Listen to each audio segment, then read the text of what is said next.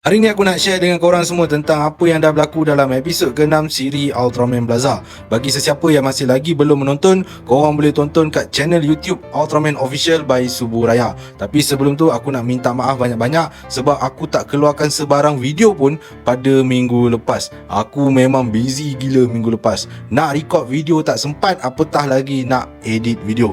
Jadi tanpa membuang masa, meh aku ceritakan apa yang dah berlaku dalam episod ke-6 siri Ultraman Blaza. Episod ke-6 siri Ultraman Blaza ni dimulakan dengan menunjukkan babak di mana berlakunya satu fenomena cahaya aurora kat langit, dan fenomena cahaya aurora kat langit tu telah menyebabkan kenderaan-kenderaan bergerak di luar kawalan. Lepas tu kita ditunjukkan satu babak di mana ada satu watak yang bernama Yasunobu ni dilihat berada dalam keadaan yang tertekan kerana dia buat terlalu banyak kerja. Jadi Kapten Gento pun mengarahkan dia untuk ambil cuti supaya dia boleh berehat. Masa si Yasunobu ni tengah mencuci baju kat kedai Dobi kegemaran dia, sebab kat sana ada mesin basuh kegemaran dia juga yang diberi nama sebagai Kururu. Dan si Yasunobu ni suka berborak dengan Kururu tu.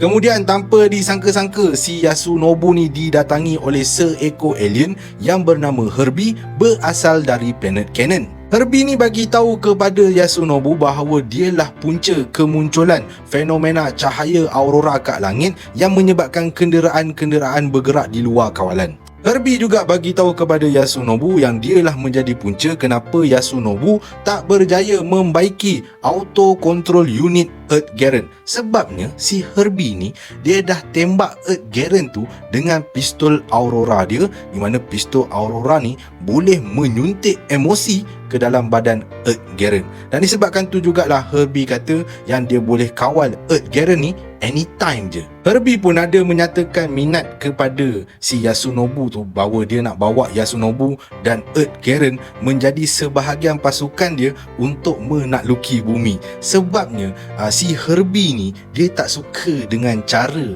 dan gaya manusia ni mengguna pakai mesin-mesin yang ada dekat bumi ni seperti melayan seorang hamba. Bagi Herbie kat planet Canaan, diorang ni melayan mesin-mesin ni macam melayan makhluk yang ada perasaan. Bagi Herbie, mesin-mesin ni memang ada perasaan dan sebab itulah kena jaga dengan baik. So sebab itulah dia cuba nak ajak Yasunobu dan Earth Garen masuk dalam pasukan dia supaya boleh menguasai bumi. Tapi dah tentu-tentulah si Yasunobu ni tak nak join. So Herbie ni kata, tak apalah kalau kau tak nak join, aku akan kawal Earth Garen tu dan aku akan menguasai bumi ni. Lepas tu Herbie menghilangkan diri menggunakan portal yang dipancarkan oleh mesin basuh bernama Kururu.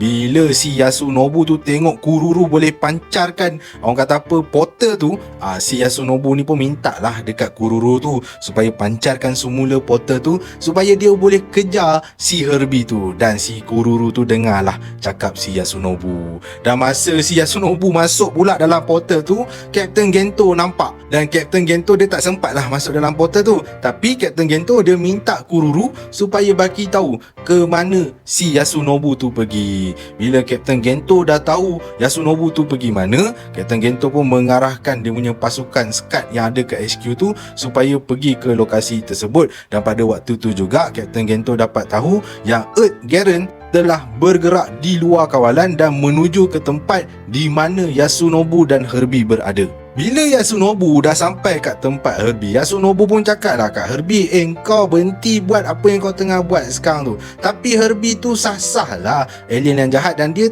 tak nak dengar lah apa yang si Yasunobu tu bagi tahu kan. Lepas tu bila SCAD dah sampai kat lokasi di mana Yasunobu dan Herbie berada, diorang datang guna van dan tiba-tiba van diorang kena tangkap dengan Earth Garen. Dan Earth Garen ni campak van diorang tu ke tanah. Oi, melantun-lantun van tu. Cuma yang aku pelik, van tu sikit pun tak kemek. Masa ahli-ahli SCAD tengah pening-pening kepala dalam van lepas kena campak tu, Kapten Gento pun guna kesempatan tu untuk keluar dari van dan bertukar menjadi Ultraman Blaza. Blaza pun apa lagi, dia berlawan lah dengan Earth Garen. Tapi nampak macam Blaza dengan Earth Garen ni, Earth Garen pula lagi kuat daripada Blaza. Padahal Blaza tu Ultraman tu. Bila tengok Earth Garen duk sakan belasah si Blaza tu, Yasunobu pun keluarlah daripada tempat persembunyian Herbie dan dia pun menjeritlah dekat Earth Garen tu dan bagi tahu yang Blaza tu bukanlah musuh dia. Masa Earth Garen duk berlawan dengan Blaza tu, tiba-tiba Earth Garen tertembak kat tempat di mana Yasunobu berada. Lepas tu apa lagi, si Yasunobu tu pun terjatuh daripada tempat yang tinggi. Tapi tanpa disangka-sangka, Earth Garen yang datang selamatkan Yasunobu sebelum Yasunobu jatuh ke tanah. Kalau jatuh ke tanah tu, memang mati dah Yasunobu tu. Kenapa Earth Garen boleh bertindak macam tu? Sebab rupa-rupanya Earth Garen dah berjaya keluar daripada kawalan Herbie. Semuanya berpunca disebabkan si Earth Garen ni kan dia dah disuntik dengan emosi kan. Dan Earth Garen ni dia mempunyai hubungan yang sangat baik dengan Yasunobu. Sebab Yasunobu ni memang rapat dengan Earth Garen, selalu baiki Earth Garen tu. Sebab tu hubungan diorang baik. Bila Herbie tengok Earth Garen dah jadi baik, dia pun dah takut sebab dia dah tak ada benda nak buat serangan. Dia pun cuba cabut lari dengan kapal angkasa dia. Masa dia tengah cabut lari tu, dia ingat dia boleh lari balik planet dia kan. Sekali si Ultraman Blaza ni pun keluarkan spiral barit dia dan lempar ke arah kapal angkasa Herbie tu. Tapi memang kelakar sikit cara lemparan Ultraman Blaza masa tu, sebab dia boleh pusingkan badan dia 360 darjah, dah jadi macam badan getah dah. Lepas tu barulah dia lempar spiral barit tu kat kapal angkasa Herbie. Selepas kejadian tu, Kapten Gento pun menasihati kepada Yasunobu supaya janganlah kerja kuat sangat. Kalau rasa dah penat tu, cubalah berhenti berehat sekejap dan lepas tu barulah sambung kerja balik. Macam itulah ciri-ciri seorang pekerja yang bagus, bukan terus-terusan buat kerja je. Maka kat situ tamatlah episod yang ke-6. Walaupun episod yang ke-6 ni agak boring lah juga kan. Mel aku cerita sikit apakah benda-benda menarik yang ada kat episod ke-6 ni. First kali kita boleh tengok director Ultraman Blaza iaitu Kiyotaka Taguchi telah muncul sebagai cameo dalam episod ke-6 ni, di mana dia datang ke tempat Dobby si Yasunobu ni mencuci baju. Tapi director tu dia tak buat apa-apa cuma dia terkejut tengok si Yasunobu tu muncul dalam keadaan yang tidak berbaju. Tapi sadar mat badan si Yasunobu tu. Benda kedua menarik masa Van Scott kena campak ke tanah oleh si Earth Garen tu babak tu nak kata aku pun tak tahu nak kata menarik ke tak, tapi benda tu telah menyebabkan babak tu jadi macam tak real lah.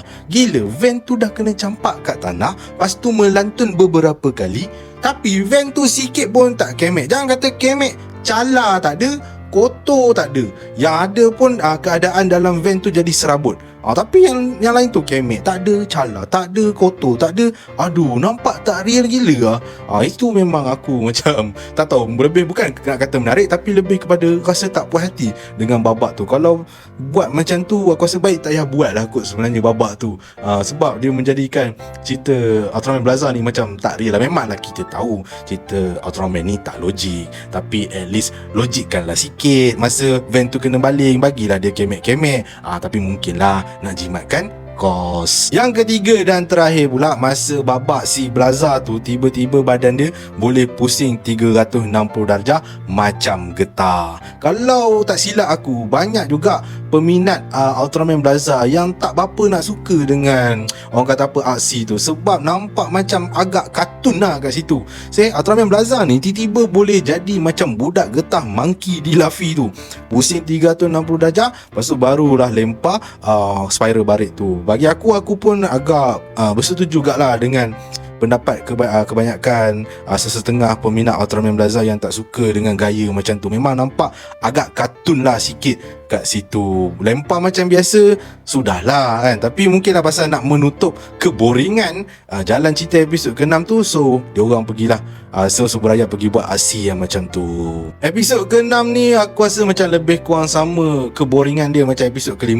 Lepas tu kalau korang tengok, korang boleh perasan yang dua episod ni walaupun dah lebih seminggu, diorang punya view tak sampai pun 1 juta lagi. So memang kita boleh nampak lah yang episod tu dia punya orang kata apa best tu memang agak kurang. So setakat tu dulu ulasan aku untuk episod ke-6 siri Ultraman Blaza. Terima kasih sebab menonton sampai habis. Kita berjumpa lagi dalam video aku yang akan datang.